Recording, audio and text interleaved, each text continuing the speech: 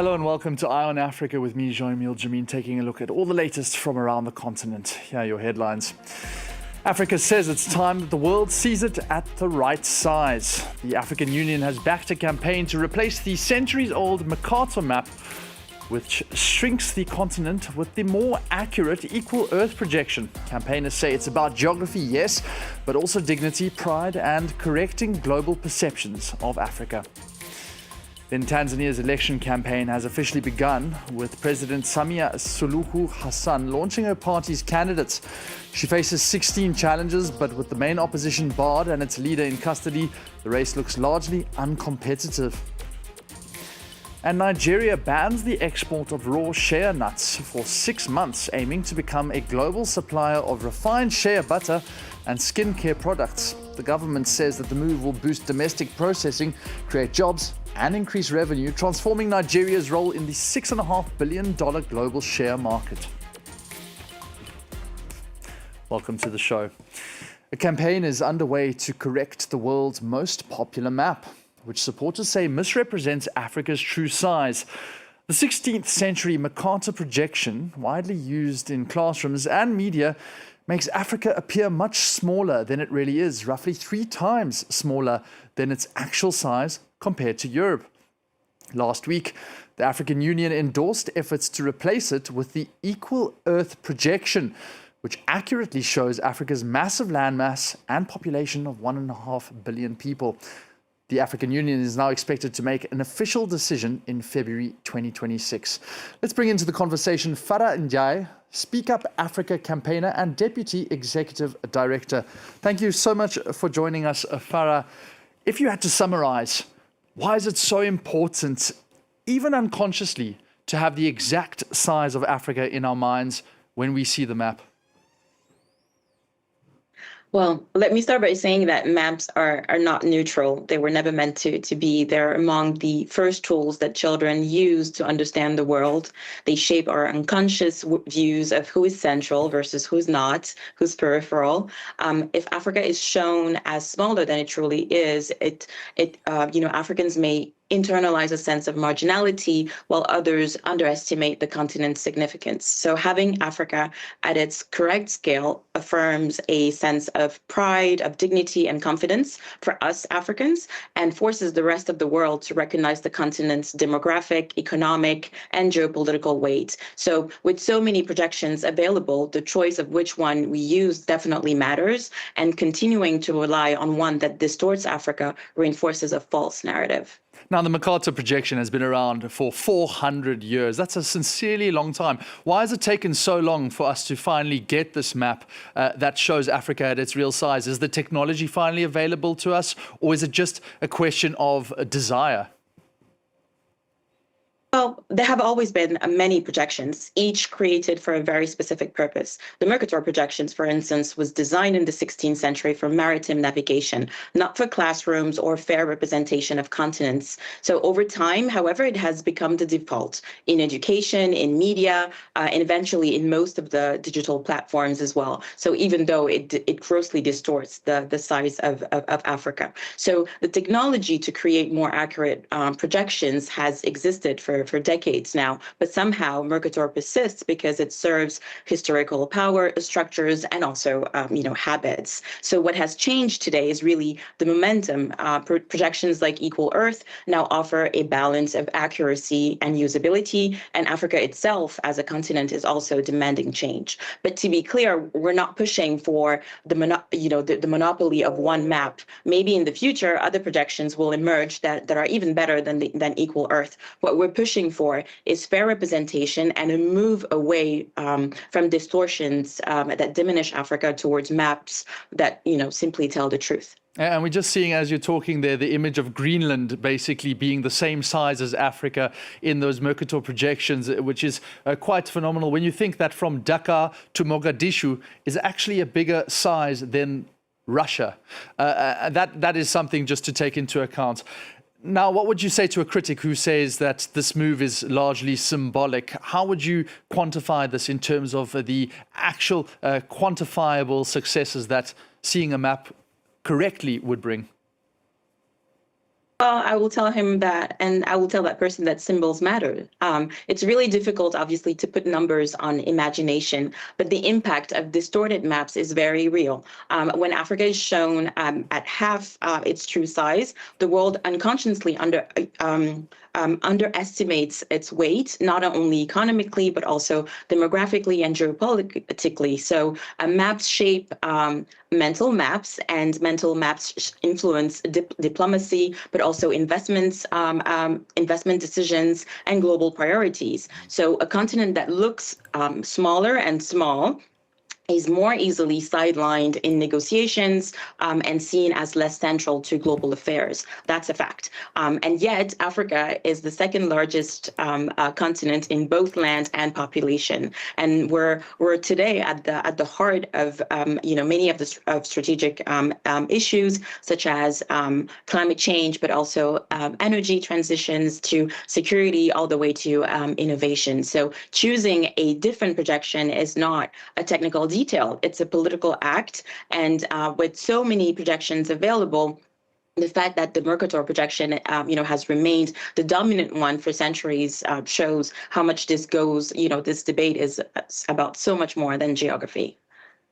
Just a very quick question, just to finish this off. How are you engaging countries outside of Africa to get this map across? Are you approaching classrooms? Are you approaching major map producers? What's the end game here?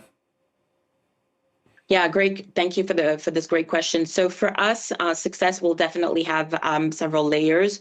But right now, it's true that we're very focused on creating and sparking that global debate. But for us, in the short term, what we want is for government and the media to adopt different projections. Right now, we're pushing for Equal Earth in their publication. But really, for us, the long-lasting change is really in embedding in education worldwide in all of the school curricula, that we are able to show to children all over the world Africa's as it truly is. So with, again, so many projections available, for us, choosing Equal Earth is a deliberate choice, and we want to balance accuracy with fairly recognizable shapes and really restore the truth. So beyond technical aspects, for us, it's really about shifting the narrative and ensuring that Africa is no longer presented as peripheral, but as vast, central, and indispensable to the future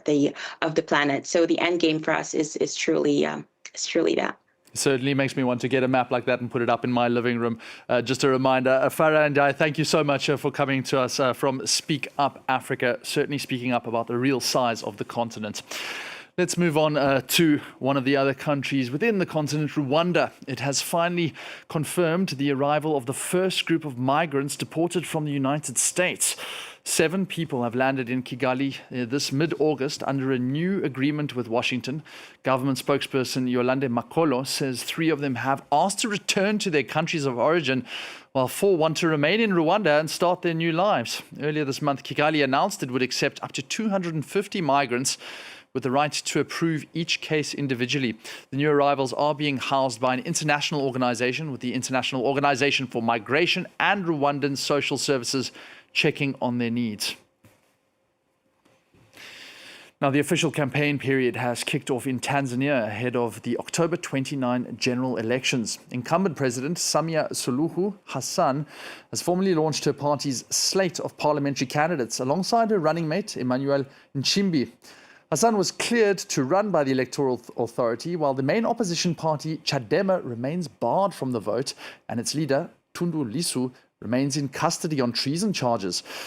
The second largest opposition party, ACT Wazalendo, also had the presidential candidate denied clearance. Hassan will face 16 challenges, but with the main opposition sidelined, the race is expected to be largely uncompetitive. Bastien Renouy reports. There are two main opposition parties in Tanzania, Chadema and ACT Wazalendo. In April, Chadema was disqualified after refusing to sign the Electoral Code of Conduct as part of its call for electoral reforms. And then on Wednesday, the Electoral Commission declined the forms of ACT Wazalendo's presidential candidate. So the road is wide open for the re-election of Samia Suluhu. During the next 2 months, she will travel across Tanzania to meet the voters, and for the first time, her party, the CCM, also has a digital campaign. A chatbot is available on WhatsApp for the voters to ask questions about the president and about her program, and they will get answers. And it's a first because usually in Tanzania, social networks are mostly used by the opposition. You know, it's very difficult to be a political opponent in Tanzania at the moment. Many have been kidnapped during the past years. Some have been killed. Several are still jailed, like Tundu Lissu, one of the most prominent opposition leaders in Tanzania. So they're usually using social networks to talk to the voters. But according to several human rights NGOs, recently surveillance has been increased on these social networks, and censorship from the government is more and more efficient on these networks. Nigeria has banned the export of raw shea nuts for 6 months in a bid to become a global supplier of refined shea butter and skincare products. Vice President Kashim Shettima said the move is aimed at boosting domestic processing, creating jobs and increasing income for rural workers, rather than restricting trade.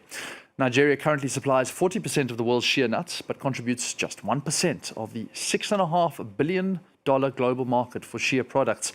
Officials say that the export ban could generate up to $300 million in the short term and up to $3 billion by 2027. Sam Olukuya reports. China, France, Germany, and the United States are the 4 leading importers of shea nuts. The cosmetics industries in these countries makes a lot of money turning out finished products from the shea nuts, while Nigeria supplies them the raw materials. President Bola Tinubu's approval of a 6-month temporary ban on the exportation of raw shea nuts is aimed at transporting Nigeria from an exporter of raw shea nuts to a global supplier of refined shea products. The 6-month ban, which takes immediate effect, is subject to review on expiration. The Nigerian government says the ban will boost local processing and grow the country's shea industry. The government projects that Nigeria will earn about $300 million annually in the short term. A tenfold increase in revenue is expected by 2027. The local utilization of the shea nuts rather than its exportation will boost the income of millions of rural women who harvest and sell the product. Like shea nuts, many of Nigeria's natural resources, including oil, gold, and agricultural goods, are normally exported as raw materials rather than as finished products. This comes as a huge economic cost to the country. Authorities are now paying greater emphasis on exporting finished goods. And finally, for the first time in Europe, the fossil of human ancestor Lucy is on display in Prague. Lucy, an Australopithecus afarensis who lived over 3 million years ago, is joined by Selam, a baby ancestor who lived about 100,000 years earlier, in a special exhibition at the Czech National Museum. Discovered in Ethiopia in 1974, Lucy walked upright and died between the ages of 11 and 13. Selam, a rare fossil of a 2-year-old, was found 25 years later in the same region.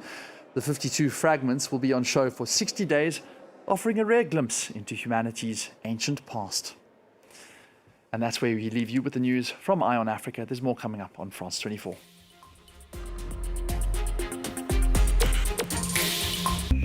France 24 pushes digital news even further. Reviews, analysis, and insights. France 24 recommends the most read articles. Follow us and don't miss a thing. France 24, your first choice for news.